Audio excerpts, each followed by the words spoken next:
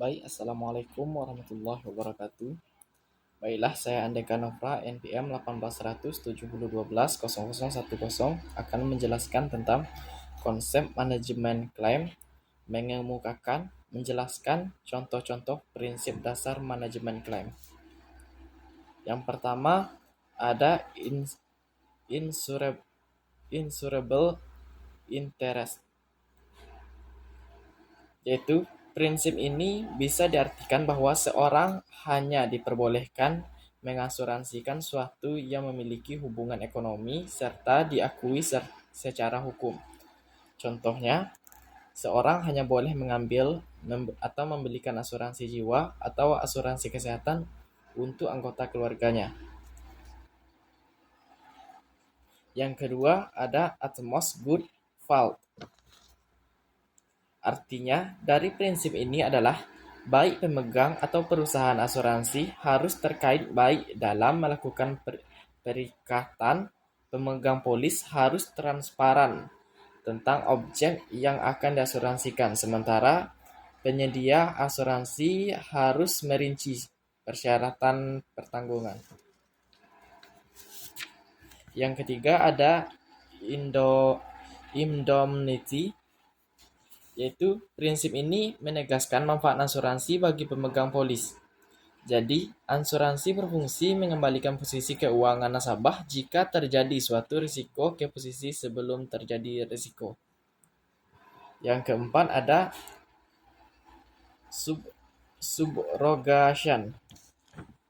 Prinsip ini berarti perusahaan asuransi sebagai penanggung risiko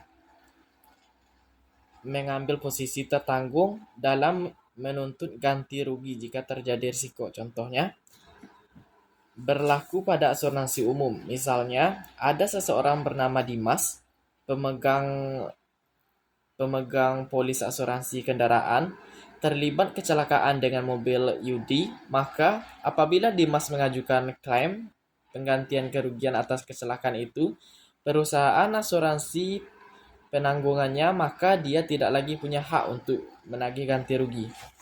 Yang kelima ada contribution atau kontribusi, yaitu prinsip ini berlaku untuk suatu objek yang diasuransikan ke lebih dari suatu perusahaan asuransi.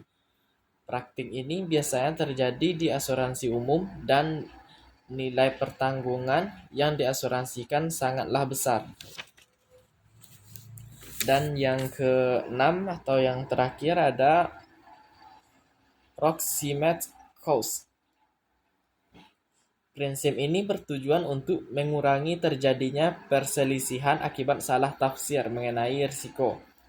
Atas dasar prinsip ini, pola asuransi pada umumnya memuat risiko yang dijamin dan yang dikecualikan secara mendetail. Prinsip ini akan menjadi tujuan perusahaan asuransi dalam menentukan kondisi yang menjadi penyebab utama terjadi risiko serta syarat pencairan manfaat. Baiklah, sekian yang dapat saya jelaskan. Terima kasih. Assalamualaikum warahmatullahi wabarakatuh.